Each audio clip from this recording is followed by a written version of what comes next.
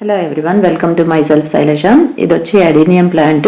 So మనకి caudex ఇది లావుగా ఉంటుంది కదా, రైనీ సీజన్ కదా, అప్పుడప్పుడు చెక్ చేసుకుంటూ ఉండాలి ఈ కార్డెక్స్ ఎలా ఉంది అని. స్టెమ్ లా ఉంటుంది చూడండి, అది సాఫ్ట్ గా ఉందనుకోండి, ఒకసారి తీసి ప్లాంట్ ని ఇలా చెక్ చేసుకోండి. ఫింగర్ పెట్టి గట్టి ప్రెస్ చేస్తే సాఫ్ట్ గా ఉందనుకోండి, రూట్ రాట్ వచ్చినట్టు.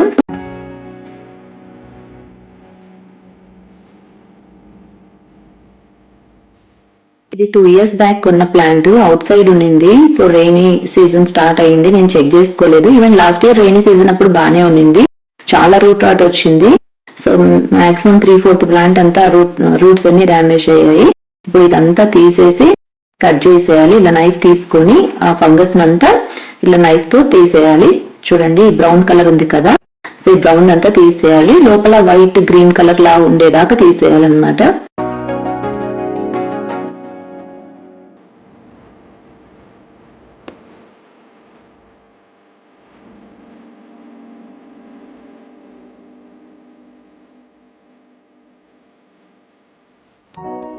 ఎక్కువ రూట్ రాట్ వచ్చింది కాబట్టి ఎక్కువ తీసేయాల్సి వస్తుంది.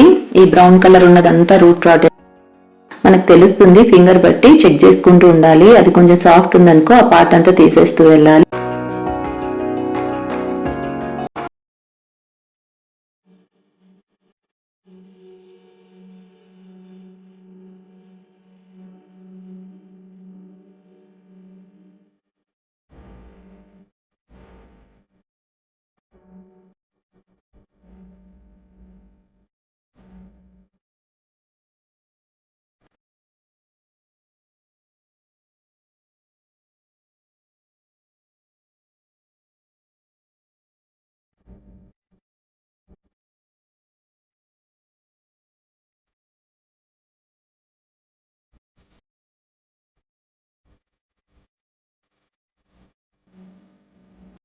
ఆల్మోస్ట్ అంత ఫంగస్ తీసేసాను. చూడండి ఎంత ఫంగస్ ఉండిందో, ఇంకా కింద చాలా ఉంది, వీడియోలో కనిపించట్లేదు.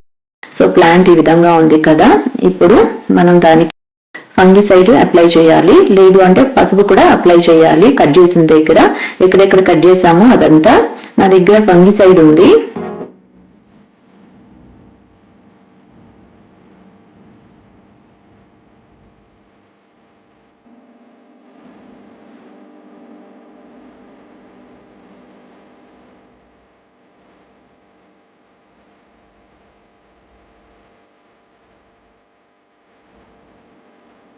ఇది అమెజాన్ లో తీసుకున్న ఫంగిసైడ్.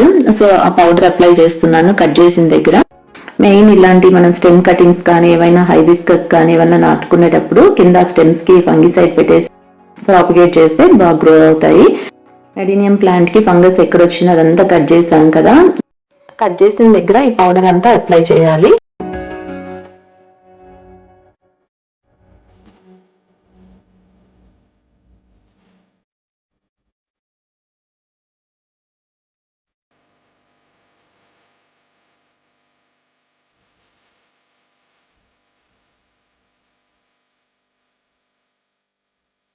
ఒక 5 days అలా బయట పెట్టాలి, ప్రాపగేట్ చేయకూడదు. ఇలాగే ఎక్కడైనా పెట్టాలి, కొంచెం లైటింగ్ వచ్చే ఏరియాలో. నేను ఇక్కడ పెట్టేస్తున్నాను.